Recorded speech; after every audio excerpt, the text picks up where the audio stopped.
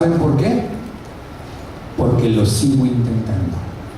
En eso el comercial se ponía colores, salía, ya lo veíamos con todo el público, con el uniforme de los Toros de Chicago, ¿no? Y corría y atascaba el balón en la canasta, ¿no? Y firmaba, como buenos comerciales de Nike, "Just do it", ¿no? Bueno, es un comercial, pero no todo en los comerciales es basura.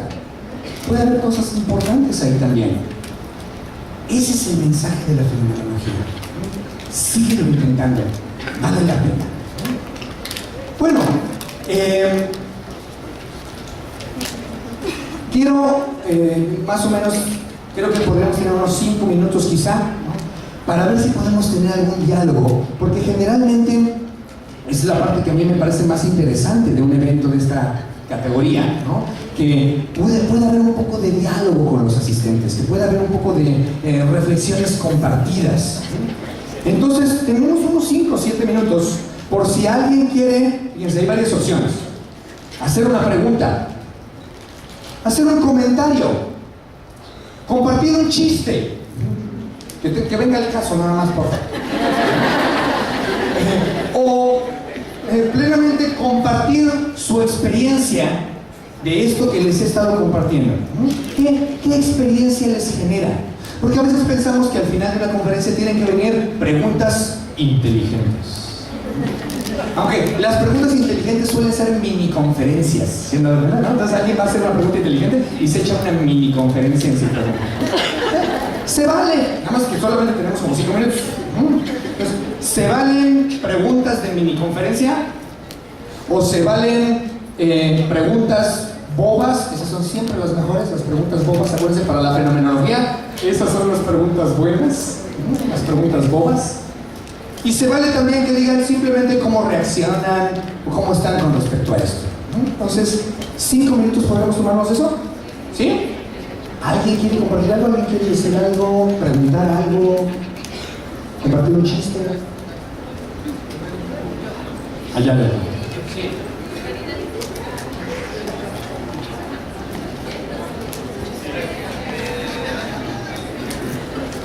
Hola, buenas tardes. Mi admiración total.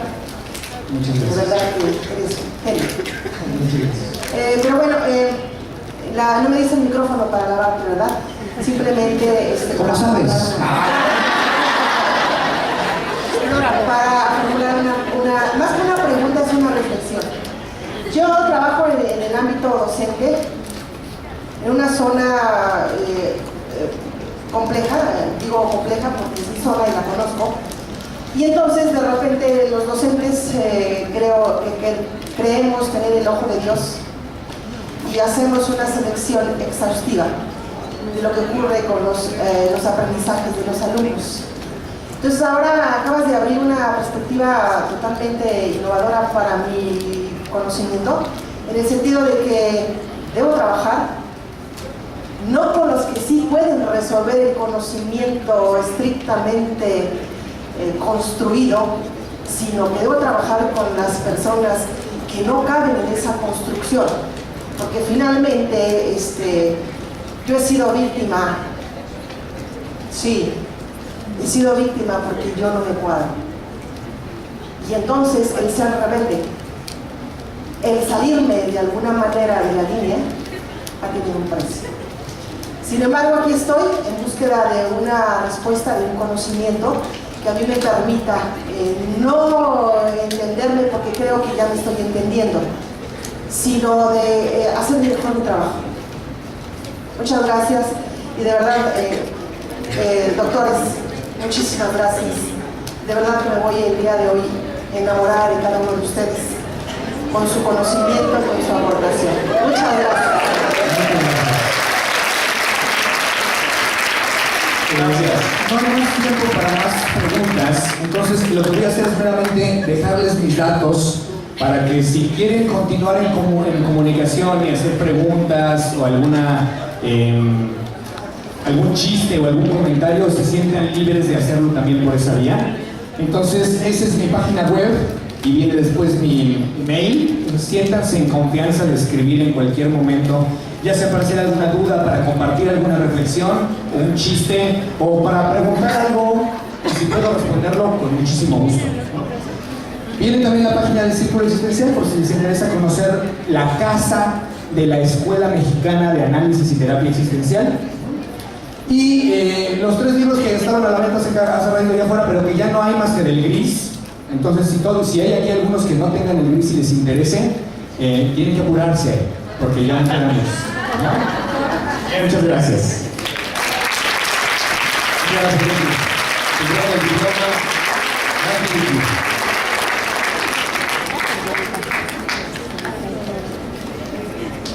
Muchísimas gracias al doctor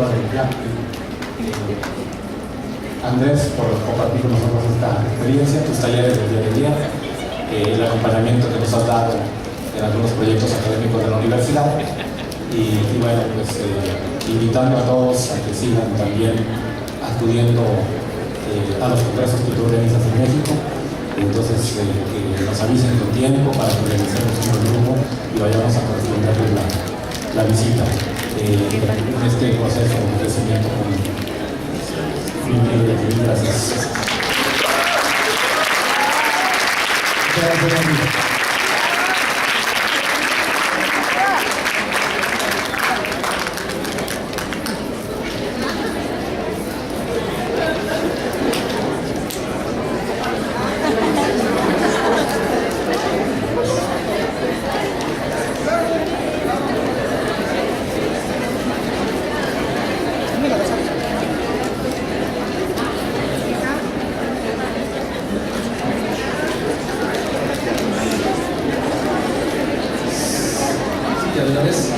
Gracias, Nati, pues de una vez ya te quedas aquí. Pues ya es el cierre, la última charla. Quiero presentarles, pues amablemente, pues está Nati, pues le voy a ceder el micrófono. Nati tiene un largo historial, bueno, solo diré en grandes cosas: es máster profesor de lingüística, maestro por Carl Rogers en psicoterapia humanista, tiene un diplomado en sistemas de calidad, un diplomado en educación de parejas, y bueno, es doctorante nuestro.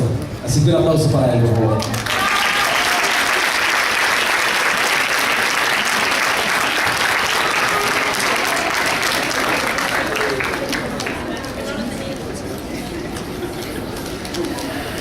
Voy a poner el cronómetro para no dejarnos antes de las 3. Gracias. Bueno, una de las ventajas de tener la última charla del Congreso es que puedo decir permanentemente, como lo dijo el doctor Yaki, como lo dijo el doctor Ricardo, ¿sí? Como lo dijo Max, y entonces pues ya me prepararon prácticamente el tema. ¿Sí? Cualquier pregunta los refiero a quien planteó la propuesta. Miren, yo empecé este tema, le puse el tema "Y seréis como dioses", y lo tomé prestado del título de un libro de Erich Fromm, un psicoanalista, sociólogo, que hace 40 años viviendo en Estados Unidos y preocupado por el desarrollo tecnológico, y no por el desarrollo tecnológico, sino por lo que el desarrollo tecnológico provoca en la conducta del ser humano de su tiempo y de su época. Se preguntaba él cómo este hombre que hace 2.400.000 años andaba revolcándose en el fango, feliz seguramente en un rincón del África Oriental, cómo llegó a tal punto en que prácticamente se asume como Dios y ofrece en la tierra lo que antes se ofrecía para la vida eterna. A la muerte de las religiones, decía Erich Fromm, hoy el nuevo Dios es el mercado, el nuevo Dios es el consumo. En una economía, en un modelo económico donde el tener quedó muy por encima del ser, y eso planteaba un sinnúmero de reflexiones éticas para una propuesta a la que llamamos humanista. De ahí tomo este nombre. Pero en esta charla lo que quiero compartir es que desde Marx, Engels y Fromm después decían que cada estructura económica dominante moldea o modela un tipo de ser humano específico. Es decir, los chicos que nacieron en la época de Internet, los nativos digitales, ¿quiénes tienen menos de 25 años? con la inmensa mayoría, gracias.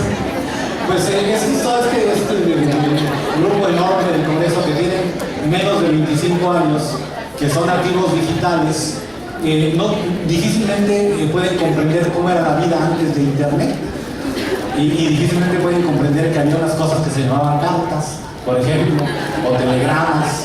¿Sí? Yo les cuento que yo crecí, viví la infancia en un pueblo al norte de Zacatecas que se llama Sombrerete. Y cuando después de la preparatoria, ya había salido una vez, 4 años, y cuando después de la preparatoria me fui a México, yo tenía una novia allá en el pueblo. Y entonces, pues sí, todavía, ¿no? Sí. De aquella época, nada más, no me quedé en fijación, nada más. Pero cuando me fui a México, pues le mandé mi primer carta diciéndole dónde vivía y qué estaba haciendo. Y entonces, en lo que ella me contestó, tardaron más o menos en que llegara la respuesta 21 días. Y entonces hice mi modelo, sin haber tomado la charla de hace 2 horas, hice mi modelo estadístico y dije, a ver, creo que una carta que yo envío, ella la recibe, la contesta, va a tardar 21 días. Y entonces yo mandaba una carta y estaba tranquilo como 18 o 20 días. Pero cuando pasaban 20 días, empezaba a decirle a doña Imelda, la casera, oiga, doña Imelda, ¿no llegó carta? Tú me dices, no. Al día siguiente, ¿llegó carta? Sí, pero ya sabía que era un proceso de 21 días para que me llegara una carta. Hoy los nativos digitales mandan un WhatsApp, el chico o la chica lo ve al instante, y hay de él o de ella si la deja en visto, y se tarda más, decía alguien ayer, más de 5 segundos en contestar. La cultura de la inmediatez.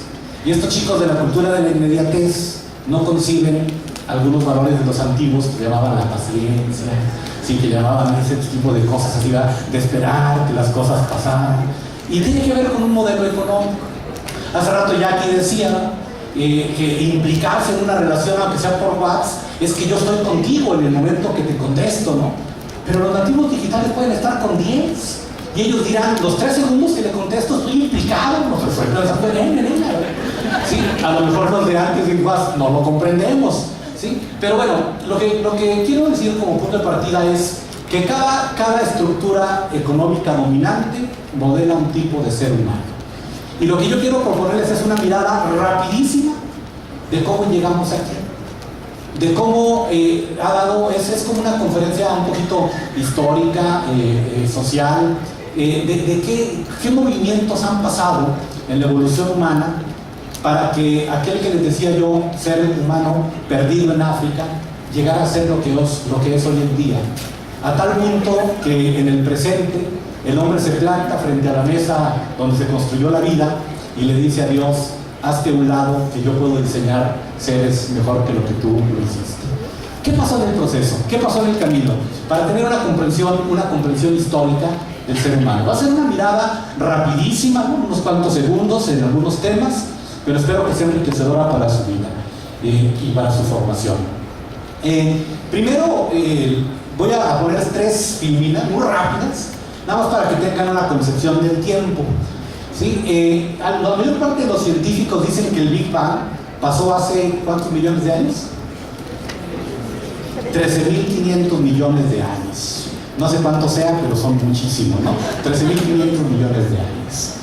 Y de esos 13.500 millones de años, bueno, después se fueron formando los sistemas solares, las galaxias, y de pronto un día, en un sol mediocre que tiene 7.500 años, apareció un planeta a una distancia prudente, ni tan cerca para que no lo queme, ni tan lejos para no congelarse, y se formó la Tierra. ¿Hace cuántos millones de años? 4.500. Y hace aproximadamente 4.000 millones, 3.000 millones, o 3.800.000 años, apareció el primer microorganismo. Ahí nació la biología y empieza el origen de la vida. Y han pasado esos miles de millones de años para que hoy existamos tú y yo. Y en este proceso evolutivo, muchas de lo que hoy somos está cincelado en esos años de evolución. Hace 6 millones de los científicos nació nuestra última abuela común con nuestros hermanos los chimpancés, los grandes simios, ¿sí? Los gorilas, los orangutanes. Y un día por ahí tuvo 2 hijas. De una nacieron los chimpancés y de otra nacieron los seres humanos, los hombres que hoy conocemos. Hace 2,5 millones apareció por evolución el género Homo en África. Ahí hay unos primeros muestras de utensilios. Y de hace 2,5 millones para acá, pues empezó la historia humana. ¿Sí? Ustedes vayan viendo ahí lo que les parezca interesante. Yo me voy a concentrar un ratito ahí en eso que dice 300,000, que fue el uso cotidiano del fuego, y luego la revolución cognitiva. Después me voy a brincar a la revolución industrial, agrícola, perdón, y luego de ahí me voy a brincar a la revolución científica y al presente, y luego haré unos planteamientos con respecto al futuro. Ayer comentaba Ricardo que no somos los únicos homos que hemos andado por este planeta. Por lo menos tenemos documentados 8 tipos de humanos. ¿Sí? Y esto es importante saberlo porque los científicos, por ejemplo, cuando les preguntan, oiga, ¿qué había antes del Big Bang? Te dicen, no, pues no sé, no sabemos todavía, a lo mejor nunca lo sabemos, ¿no? Pero le preguntas a un hombre de fe, oye, ¿qué había antes del Big Bang? Y dice, claro, pues allí estaba Dios ya con su diseño inteligente, sabiendo todo lo que iba a pasar en los próximos 15,000 años, ¿no? Entonces, pues las respuestas van a cambiar. Y luego de pronto, en la visión judeocristiana, sabemos que un día Dios tomó el barro y dijo, hagamos al hombre a nuestra imagen y semejanza. Y yo me pregunto, ¿y los otros 7 qué fueron? O como decía al final el poema de Samuel Beckett, que nos planteaba Ayaki, ¿no? Lo estuvo intentando y fallando, hasta que le salió lo mejor. ¿O qué pasó ahí? Pero hemos compartido la vida, por lo menos con esto. En África Oriental existieron 3 tipos de humanos. Los biólogos dicen que una especie es aquella cuando 2 miembros de su especie se pueden aparear y pueden tener hijos fértiles. Dicen que son género cuando tienen un antepasado común y se agrupan en familias. Nosotros somos de la familia de los grandes simios, ¿sí? Y tenemos 3 primos hermanos que ya los mencioné. Tenemos ahí 3 en África, en Euroasia, los neandertales, en Asia Oriental el Homo erectus. Ese algo supo hacer porque sobrevivió 2 millones de años aproximadamente. Pero los recién llegados somos el Homo sapiens, que apenas hace entre 150 y 200,000 años por evolución aparecimos en un rincón otra vez de África Oriental. 150,000 años en un universo de 15,000 millones de años. Si pudiéramos compararlo con un día completo, diríamos que a las 0 horas del día fue el Big Bang, como a las 11:30 de la mañana apareció el Sol, como a las 4 de la tarde apareció la Tierra, y nosotros llegamos en los últimos segundos del día. Somos los recién llegados, los últimos. Y a mí me impacta y me impresiona cómo ese animal insignificante pudo llegar a ser en tan poco tiempo lo que ahora es. Cómo la biología tardó 25 millones de años en cincelar la perfección de un tigre, por ejemplo. Cómo tardó 25 millones de años en cincelar la belleza de un animal felino. ¿Sí? Y cómo nosotros en 2.400.000 años hemos llegado a la luna, a descomponer el átomo, a la genética, a la ingeniería genética, a todo lo que vamos a conversar el día de hoy. Me sigue pareciendo muy interesante. Y aunque coincido con Ricardo de que es un planeta lleno de dolor, también coincido que en ese intento de revolución, de intentar una evolución ciega, siempre intentando y premiando en nuestro organismo y en todos los organismos vivos aquello que sirve para la perpetuación de la especie y para la conservación de la vida, es parte de la vida misma. ¿Por qué esto es importante? Ken Wilber usa una pequeña metáfora. Él usa la palabra escalera, escalador y visión. Dice que la escalera es el estado de desarrollo que vamos alcanzando, lo individual o lo colectivo. El escalador es la persona que puede subir un escalón, y la visión es lo que aparece cuando trepamos un escalón más en esa escalera del desarrollo. Y hablando en términos generales, él habla de 5 estados de desarrollo. El primero es el recolector cazador. El recolector cazador que vivió así aproximadamente los 2.400.000 años. O sea, por 2.400.000 años fuimos cazadores, ¿qué? Recolectores. Todavía hoy muchas de nuestras conductas diarias, aunque hablamos al rato de libre albedrío, hablaremos al rato, están todavía cinceladas estamos todavía influenciados enormemente por esa etapa de recolectores cazadores. ¿Cuál era su visión del mundo? Pues era una visión arcaica. Era una visión arcaica del mundo. Era una visión animista. Todo tenía vida: los animales, la roca, los árboles, los peces, el agua. Ellos eran parte de un ecosistema. El hombre llegó hasta hace 100.000 años a ser el último eslabón en la cadena alimenticia. ¿Sí? Por 2 años fue acosado por depredadores mayores que lo traían jodido y arrinconado. ¿Sí? Tiene muy poco tiempo que logró encaramarse, y desde entonces se ha comportado como un dictador de una república bananera. ¿Sí? Se las ha cobrado en serio los años de acoso que sufrió. Luego tenemos la visión, el estado hortícola, el hortícola, y él lo llama con una visión del mundo mágica. ¿Sí? Los primeros en plantar algunos huertos. Después viene el estado agrario, y ahí se desarrolla una visión mítica, los grandes mitos que se cincelan finalmente en imperios, en religiones y en redes comerciales. Luego da un brinco a la época industrial, hace 200 años. O sea, hasta hace 200 años, más del 90% de los habitantes del planeta vivían en el campo, eran agricultores o pastores o pequeños ganaderos. Y apenas hace 200 años que cambiamos de rumbo y de mundo y empezamos a ir a una sociedad industrial. Allí la visión, dice, es racional, operacional. Y a nosotros nos tocó la fortuna, en ese contexto histórico de nuestra existencia, de vivir en la era informática. Y Ken Wilber dice que tenemos una visión existencial. Esto que han estado hablando aquí permanentemente, ¿no? El valor de la existencia individual, del individuo concreto, su vida, su presente, sus sueños, todo esto que hablamos es la visión existencial. Que de alguna manera, dice Ken Wilber, en esa conciencia de la muerte, cuando el hombre se da cuenta que ni la magia del arcaico, que ni la ciencia, que ni Dios lo van a salvar de la muerte, entonces se puede comprometer con su existencia. Él propone que los próximos niveles de desarrollo van a avanzar en lo transpersonal. La pregunta será si lo lograremos o no. Bueno, damos un salto. Hace 300.000 años el hombre empezó a dominar el fuego. Lo manejaba ligeramente con cierta facilidad hace 800.000 años, pero hace 300.000 años ya tuvo un dominio casi muy completo del fuego. ¿Eso qué tiene que ver? Que cuando el hombre empezó a cocer, a preparar sus alimentos, a comer carne cocida, a comer algunos frutos cocidos, lo primero que cambió fue su fisiología. ¿Sí? Si ven a nuestros primos hermanos, tienen unas quijadas enormes, unos dientes poderosísimos, ¿verdad? Y entonces, bueno, ya no eran necesarios. Al cocer los alimentos, entonces ya no tenían que pasar 5 horas masticando para poder tragar el alimento. Ahora con 1 hora era suficiente. La evolución hizo su parte y empezó a darnos otros rasgos diferentes. Cambió el tracto intestinal, se hizo más pequeño.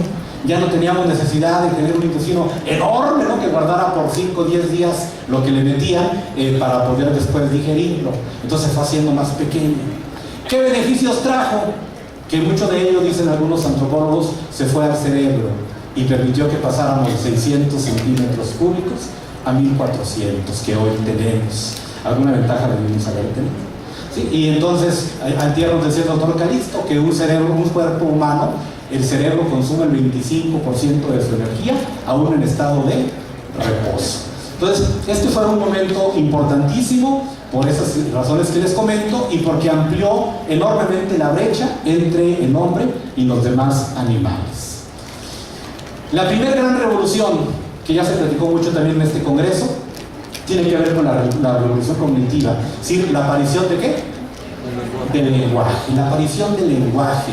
Hace aproximadamente, ¿cuántos años? 70.000 años, ¿no? Apareció el lenguaje. Empezaron a saber nombrar las cosas, empezaron a ponerle nombre a las cosas que veían, a las cosas que iban comprendiendo y haciendo suyas.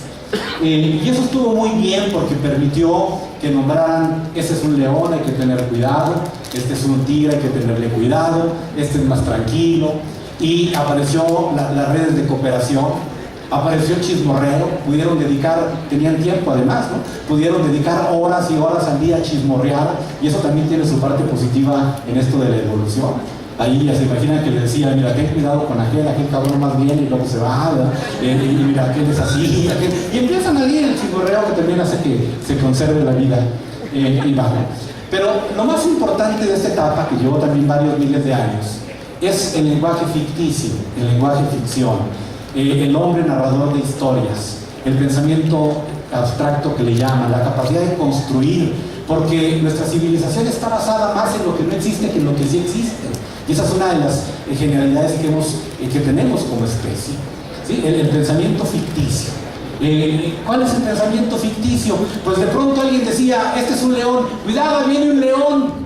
Y al tercer día otro dijo, no, pero a ese león hay que cuidarlo, porque ese león es el espíritu de nuestros abuelos, y entonces tenemos que tratarlo así, ¿verdad? Con el cariño que teníamos para el abuelo, ¿no? Y entonces empiezan los mitos, que eso es lo que nos hace en gran parte diferentes a los simios. O sea, es el segmento mítico que une a miles o a millones de humanos en un pensamiento específico, la gran diferencia con los simios y lo que nos permitió tomar el papel que tenemos en el universo. ¿Cómo se dio? Bueno, ahí puse mitos, dioses, voy a ir regresando a veces a los temas, pero ese mitos, dioses, religiones, reinos, dinero, empresas, leyes, todo eso, díganme ustedes, ¿existe realmente? ¿O es una construcción simbólica? A ver, vean cualquiera de las que ahí tenemos. Cuando dijeron, es que este león es el espíritu del abuelo, ¿realmente existía eso? Es una construcción simbólica, ¿no? Todo el pueblo se de acuerdo, varios la creyeron, contó la historia varias veces, les dijo cómo se apareció y cómo le habló, y entonces varios le dijeron, creo que sí, esto sí es cierto, es la neta, ¿no? Y empiezan. En algún momento empezamos a inventar los dioses. Vamos a ver cómo en la era agrícola pasamos a los dioses politeístas, y después pasamos a los dioses, a las religiones monoteístas, ¿no? Perdón, a las religiones politeístas y después a las monoteístas, que fue un gran salto. Los reinos, ¿sí? Los reinos. ¿Quién ponía a los reyes? Pues Dios, ¿no? Dios ponía a los reyes, él era el centro de todo lo habido y todo lo existente, entonces él ponía a los reyes. En China decían que cuando la diosa hizo a los reyes, los hizo de un barro amarillo muy fino, y al resto de los chinos los hizo de un barro así bastante cotidiano, bastante normal, ¿no? Entonces, estos mitos le van dando un sentido al proceso histórico del ser humano. El dinero, las empresas, no existen más que en el intercambio intersubjetivo. ¿Sí? ¿El dinero existe o no existe el dinero? Digo, no puede ir uno por la vida como si no existiera lo intersubjetivo, que es lo que vamos a ver más adelante, ¿no? ¿Sí? Pero el dinero como tal, de veras existe. Hoy nos dice el Fondo Monetario Internacional que en todos los países del mundo producimos 60 billones de dólares anuales. Ese es el costo de lo que producimos, el valor de lo que producimos hoy en día. 60 billones de dólares, de los cuales ni siquiera el 10% tiene respaldo en billetes y monedas. Ya no digamos en oro, ¿no? Que era el antepasado, sino en billetes y monedas. Y el otro 90 y tantos %, ¿dónde existe? Solamente en las computadoras. Es un dato electrónico, y no existe tal. Pero si voy por la vida como si no existiera, me puedo meter en problemas de manera permanente. ¿Sí? Igual pasa con las empresas, ¿no? O sea, ¿cómo pasó Henry Ford, el hombre, a Ford, la compañía? ¿Qué es Ford, la compañía? Pues es una ficción legal que nos inventamos también, ¿no? Porque Ford, compañía, puede tener 200,000 empleados, tiene fábricas, construye autos, paga impuestos, entabla pleitos, lo pueden demandar. Sin embargo, es una ficción legal, porque podría ser otra cosa y dejaría de existir. Entonces, los derechos humanos, pues también los construimos nosotros. Pero ¿cómo llegamos a todo ello? Bueno, les decía yo que el siguiente salto, después de esta parte del lenguaje, que ya nos habló muy bien Oscar de la Borbolla, del lenguaje simbólico y ficticio, la segunda gran revolución fue la revolución, ¿qué? agrícola, hace 12.000 años. Algunos todavía se preguntan, ¿por qué si el hombre había vivido ya, los diferentes hombres, 2,5 millones, medio bien ahí de recolectores, cazadores, ¿por qué de pronto les dio por sentarse en un lugar, ¿sí? Por cambiar la dieta variada que recogían cuando podían, por unas cuantas semillas que lograron cultivar y por unos cuantos animales que lograron domesticar? ¿Por qué renunciaron a 2-3 horas de trabajo al día para conseguir lo que podían comer a cambio de trabajos de 8, 10, 12 horas para poder cultivar el campo? Pues son preguntas que todavía nos seguiremos haciendo, ¿no? Pero la vida sedentaria fue un proceso lento, varios miles de años.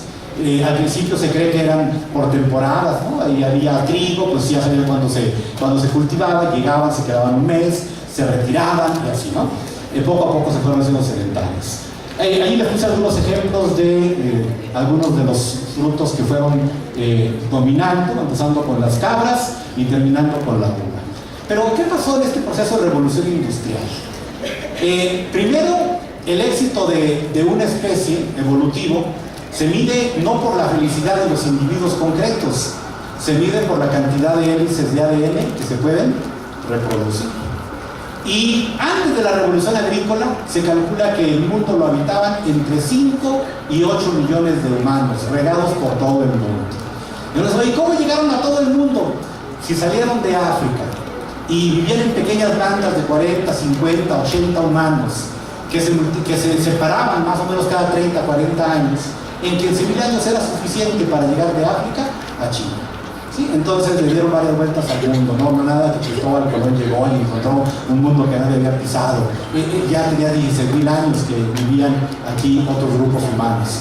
Pero bueno, fíjate, 5 o 8 millones de humanos en esa época. Ojo, esos 5 millones o 8 millones de humanos vivían en miles de mundos aislados, donde evolucionaron miles de lenguajes y donde evolucionaron miles de culturas, miles y miles de culturas, de formas de ver la vida de manera completamente diferente, de todo tipo y en todas las áreas. Por eso cuando llegan nuestros compañeros y dicen de la diversidad, oye, y si había miles de culturas rodando por todo el mundo, ¿de dónde crees tú cuando vienes a decirnos que tu forma de ver la vida es la neta del planeta? ¿De dónde sales tú cuando vienes y dices que esta es la familia tradicional porque así debe de ser? Que es lo natural y lo que Dios dijo. ¿De dónde viene, no? Cuando hubo miles de posibilidades culturales que se fueron construyendo en diferentes lugares del mundo? ¿Y quién te dice que una es más valiosa que la otra? ¿Quién le pone el valor? Entonces, ¿cuáles fueron los éxitos de la revolución agrícola? Una, se multiplicaron las hélices de ADN. O sea, se vino la sobrepoblación. De 5 millones, en 10.000 años ya eran 250 millones. ¿Qué fue lo que permitió? ¿Qué fue lo que permitió que pequeñas bandas de 40, 50, 80 de pronto se establecieran en pequeñas aldeas, hicieran algunos pueblos, luego construyeran ciudades ya de varios miles de habitantes y luego hicieran imperios que ya concentraban millones de seres humanos? ¿Qué fue lo que lo posibilitó?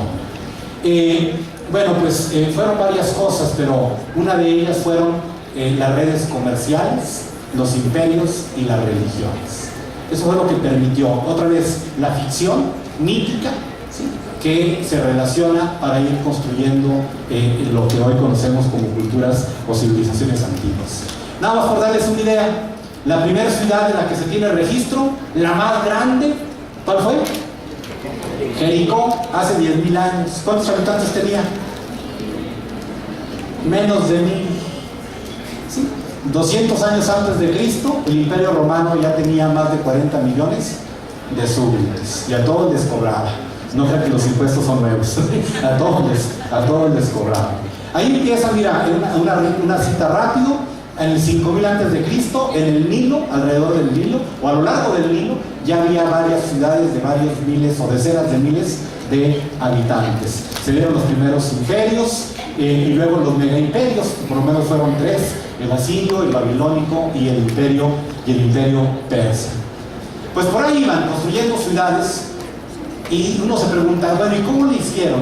Esos seres humanos que no tenían la condición evolutiva para vivir en grandes cantidades, en grandes masas, sino que vivían en pequeños grupos. ¿Cómo lo hicieron para aprender a coexistir tan rápidamente? Bueno, tenemos algunas hipótesis. Una fue la aparición de la escritura. ¿Quiénes fueron los primeros escritores? Los sumerios, ¿no? Los sumerios, ahí más o menos hace 5.000 años, que las ciudades iban creciendo y antes el humano todo lo guardaba en su memoria, todo lo que había lo guardaba en su memoria. Pero empezaron a crecer tanto las ciudades que ya no podían guardar en la memoria todo lo que tenían que hacer. Imagínate cuando ya tenían 10.000 súbditos, saber a quién le cobré. Oye, ¿ya le cobraste a este? ¿Ya te entregó las cabras a aquel? ¿Ya te trajo el trigo, el de más allá? Oye, ¿ya te mandó la uva el de allá? Pues ya no sabían ni qué onda. Entonces, la necesidad nos llevó a inventar una escritura. La primera fue la de los sumerios, y era una escritura incompleta, ¿no? Solo 2 signos, uno para los números y uno así como para personas, animales, frutos, trigo, para entender un poco el porqué. Pero este salto evolutivo, este salto de construir la escritura, permitió ahora sí, con mayor fuerza, el crecimiento de las ciudades, el crecimiento de los imperios. Íbamos muy bien, pero bueno, en la historia ¿no qué? No hay justicia. Porque con la revolución industrial, con la revolución agrícola, nos volvimos ambiciosos. Antes de la revolución agrícola, no creo que nadie estuviera preocupado por guardar para mañana, ¿sí? Esa no era una necesidad primaria. Pero con la revolución agrícola nos volvimos ambiciosos. Y entonces decíamos, ya puedo guardar trigo para el año que entra. Y entonces decíamos, bueno, ¿y por qué no guardo para 2 años? Digo, si ya puedo, pues ya de una vez, ¿no? Empezar a guardar. Nos volvió ambiciosos. Pero también surgieron, en cuanto hubo excedentes de alimentos, surgieron los grupos de poder. ¿Sí? Surgieron los grupos de poder político, religioso, y los excedentes sirvieron para financiar los primeros imperios, las primeras religiones, el arte en algunos momentos y sobre todo la guerra. Y ahí empezó un proceso de discriminación, de explotación. Allí se sostiene o nace el patriarcado y por supuesto la jerarquía de género. Eso le debemos en sentido adverso a la revolución agrícola. La discriminación, la explotación, el patriarcado. Dicen que los primeros horticultores eran mujeres, por eso en muchas culturas tenían muchas diosas. Las diosas eran la diosa de la tierra, la diosa del mar, ellas cultivaban la tierra, los hombres seguían siendo cazadores o semicazadores. Pero cuando inventaron algunas estructuras ya más complicadas como el arado, que requería más fuerza para producir, entonces la mujer ya no podía hacerlo, requería mayor fuerza. El número de abortos se multiplicó, los hombres tomaron control de la producción, y una vez que el hombre tomó control de la producción, entonces puso su huella y dijo, esto es mío. Y ahí empezó el famoso patriarcado, que tan buenos resultados les ha dado a los hombres en todos estos miles de años, y ha puesto contra la pared a las mujeres. ¿Sí? Bueno, primero a las mujeres, en el rato veremos a quién más. Entonces, dice, no hay justicia en la historia, porque miren, ahorita de lo que voy a hablar, de las tecnologías y de lo que viene en el futuro, pues me podrán decir, oye, pero en el mundo hay 2.500 millones de seres humanos hoy día que ganan menos de $1.50, que sobreviven con menos de $1.50 al día. Sí, lo entiendo. Y se ha exacerbado todavía más con los modelos más recientes. ¿Vamos bien? ¿Qué permitió la estabilidad? Mira, hasta ahorita se nos diría así. El fuego nos dio poder. El lenguaje permitió la cooperación a gran escala. La revolución agrícola nos hizo ambiciosos. Los mitos le dieron orden y ley, un orden para que la gente pudiera coexistir. Cuando empieza esto que les digo de la explotación, la discriminación, de pronto dijeron en las contradicciones que hace la cultura, de pronto dijeron, no, pues esto no está parejo, este piso no es parejo para todos. Y entonces tuvimos el primer intento de un código legal. ¿Hace cuántos años? Más o menos 3.800 años, ¿no? Hubo un rey de Babilonia, que era el rey, se llamaba Hammurabi, y entonces fue el que hizo el primer código legal para intentar meter orden en el caos. Claro, un día les dijo que las 3 diosas que gobernaban su cosmovisión le había dicho, le había dictado las 300 sentencias que tenía que, fíjate, después eran 10 mandamientos, ayer eran 300 sentencias, ¿no? Pero no, para que se den una idea, una decía así: si un superior deja tuerto a un superior, es decir, a un igual, el castigo es que a él también lo dejen tuerto.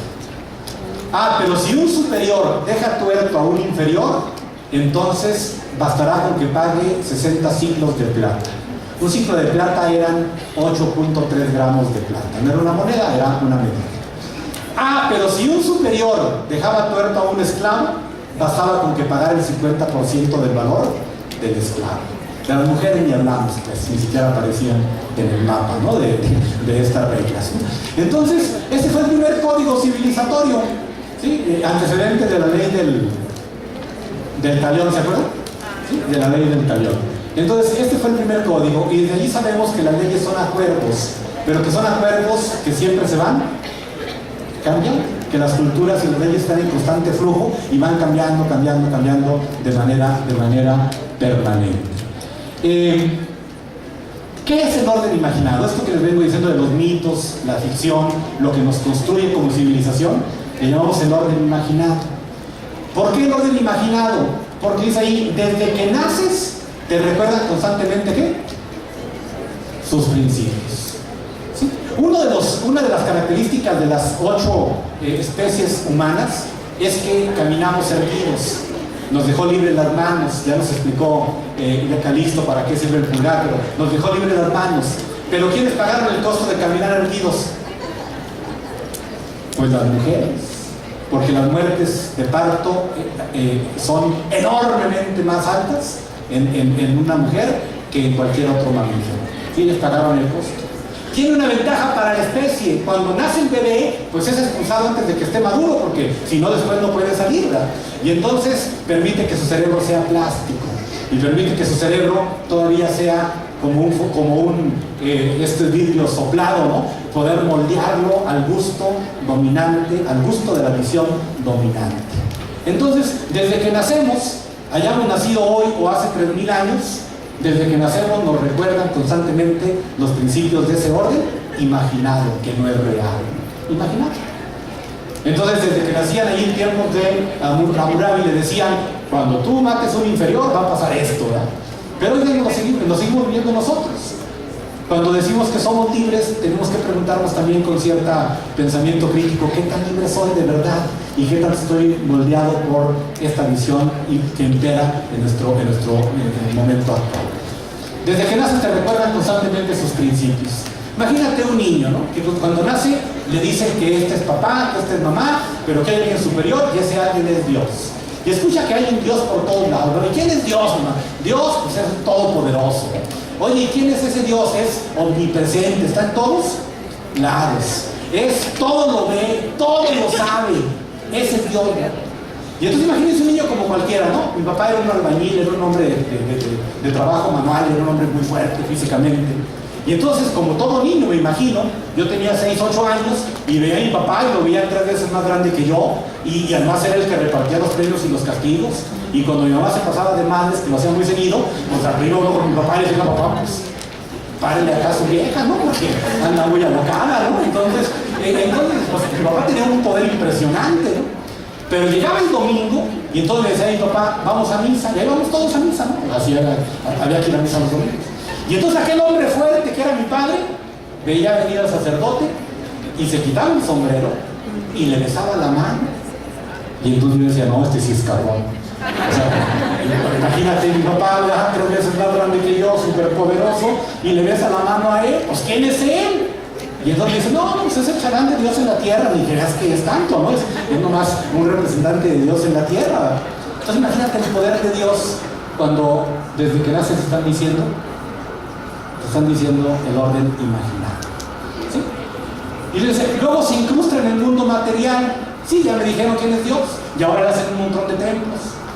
Y no hay cerro, mi pueblo está metido entre 7 cerros. ¿Y qué creen que hay en cada punta del cerro? Pues una cruz, como debe de ser, ¿sí? Y entre una cruz y otra cruz hay una capilla, como debe de ser también. Sí, y entre cada capilla y capilla hay un templo, y si van a mi pueblo van a encontrar más templos que escuelas, porque ahí pasaron los españoles y dejaron con la minería muchos recuerdos de su paso por ahí, ¿no? Pero así se va incrustando en el mundo material, se va incrustando y moldea nuestros deseos, va moldeando nuestros deseos. Por eso les digo que de pronto muchas de nuestras decisiones habrá que preguntarnos si son realmente nuestras, ¿sí? Porque moldea nuestros deseos. Miren, por ejemplo, en nuestra cultura hay tres palabritas: la visión romántica, la visión capitalista y la visión humanista. La visión romántica nos dice: para que puedas desarrollar todo tu potencial, debes de tener muchas experiencias. Así es que vive todas las experiencias posibles. Come todo lo que puedas comer, viaja todo lo que puedas viajar, y visita todos los lugares que puedas visitar, llénate de experiencias, ¿no? Y queda todo dar con el capitalismo, ¿qué dice el capitalismo? Consume, consume, consume. Y entonces yo, altermundista, digo: yo no voy a caer en la esclavitud del consumo, pero gasto el 50% de mi sueldo en experiencias de viaje. ¿Qué no es la misma chingadera? ¿Sí? ¿Qué no es lo mismo? Y entonces, ahora lo gastamos en congresos, pues, pero también en una historia. En experiencias de un modelo dominante, de un orden imaginado, que no está bien, que no está mal cuando lo hacemos como una propuesta, pero que apesta cuando lo convertimos en una nueva religión, ¿sí? Que apesta cuando decimos: es que esto es lo que es. Pues no es lo que es, hay mil cosas que son y que pueden ser, ¿sí? Y así se modelan nuestros deseos, ¿sí? Yo no consumo, pero me voy de viaje y está bien. Pues solamente digo cómo el orden imaginado va moldeando nuestros ¿qué? Nuestros deseos. Es intersubjetivo. ¿Por qué es intersubjetivo? Porque lo comparten miles o millones de seres ¿qué? Humanos. Entonces es la conciencia y la creencia de miles, y así va. Me voy a apurar. Y dirán: oigan, y en esta locura de la historia hay un destino, hay un lugar, hay algo que a donde vayamos. Y la respuesta de las megatendencias es que sí, que vamos invariablemente a una unidad ¿qué? Global. Desde esos miles de culturas que yo les decía, con 5 millones de habitantes en el planeta, hoy día existen 220 países solamente, ¿sí? Hay un derecho internacional que todos reconocen. Hay algo que llamamos los derechos humanos, que todos lo reconocen, y la tendencia es hacia una unidad global, ¿sí? Que también tendrá que enriquecerse por la diversidad, y lo tocaremos en un momento. ¿Qué ayudó a esta visión global? El comercio, ya lo dijimos, las religiones monoteístas, las tres principales: el budismo, el cristianismo, ¿el qué? Sí, los tres han ido agrupando, y los imperios. Bueno, con el tiempo, ¿quién ganó de los tres? ¿Quién sobrevive de los tres? Pues el comercio. Sí, el modelo económico fue el gran ganón de esta historia. Siguiente revolución. ¿La revolución qué? Científica. Hasta hace 500 años aproximadamente. A ver, eso es clave. Hasta hace 500 años, el ser humano de la época ya sabía todo lo que tenía que saber. Lo que tenía que saber ya estaba en la Biblia, en los Vedas y en el Corán. Ya estaba todo listo, ya no había nada que saber. La gente se moría porque se tenía que morir. Había hambruna porque tenía que haber, ¿no? Había pestes porque tenían que darse. Ya sabía todo. Pero de pronto, por ahí, hace 500 años, muchos hombres y algunas mujeres empezaron a aceptar nuestra ignorancia y decir: no, pues no sabemos, pero lo podemos ¿qué? Cambiar, lo podemos cambiar. Y empezaron a decir: no creo que esto no es responsabilidad de Dios, creo que esto es responsabilidad de nosotros. Y empezaron a sentir que curar el hambre, que atacar la peste, no era un tema divino, sino un tema concreto, de ciencia, de técnicas. Se centraron en la observación y en las matemáticas para hacer proyectos, y lo que decía Francis Bacon, que hace rato lo refutaba Jackie, en la adquisición de nuevos poderes, ¿no? Bacon decía: en la prueba de que algo sirve, de que sea bueno, es que sirva, ¿no? Que sea práctico. Y entonces, pues así empezamos con la revolución científica. ¿Qué nos trajo la revolución científica? Bueno, pues nos trajo, entre otras muchas cosas, avances impresionantes. Tal vez el momento primario fue cuando Newton hace su propuesta de las leyes de gravedad, y su momento climático fue en 1945, cuando en Nuevo México explotaron por primera vez una bomba atómica. Ese fue el punto culminante de esta revolución científica, cuando el hombre adquirió suficiente poder, no solo para conservar la vida, sino para destruir la vida también de una vez para siempre, o una vez para siempre. ¿Qué nos trajo la revolución científica? Bueno, después de una revolución industrial, pasamos a tener un nuevo proletariado, desaparecieron los campesinos, cambió la forma de pensar, por supuesto. Ahí fue el primer golpe al patriarcado, las mujeres empezaron a tener relativamente otras condiciones. Pero miren, la revolución científica nos hizo una propuesta, nos dijo a los humanos: a ver, humano, yo te voy a dotar de poder a cambio de que renuncies al orden divino que le da significado a tu vida. Esa fue la propuesta de la revolución científica. Yo te voy a dar poder, pero tú tienes que renunciar a lo que le ha dado sentido a tu vida. Porque, insisto, antes todo venía ¿de qué? De Dios. Dios era la referencia ética, estética y política. Vuelvo a insistir, ¿quién ponía a los reyes? Dios. ¿Quién marcaba la ética? ¿Quién decía que era bueno y que era malo? Dios. La estética, ¿quién decía que era bello? Pues Dios.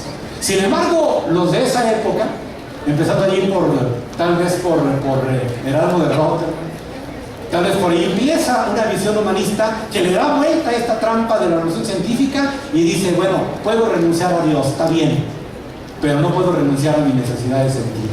Yo necesito darle un sentido a mi vida. Y entonces le dimos forma a esto que llamamos humanismo, donde en un homocentrismo el hombre se asume como el centro de la existencia, donde el hombre se hace responsable de su ética, que es importantísimo decirlo, de su moral, de su estética y de lo político. Deriva después en lo que llamamos las democracias imperfectas, ahí buscando todavía sus intentos de ser mejor, pero también deriva en que hoy día cada ser humano es el centro y es lo que le da sentido a su mundo y lo que le da sentido al universo. Ya no es Dios, soy yo. Aquí lo han dicho estos 2 días incansablemente. Ahora yo soy el que le da sentido a mi existencia y yo soy el que le da sentido al universo. Este humanismo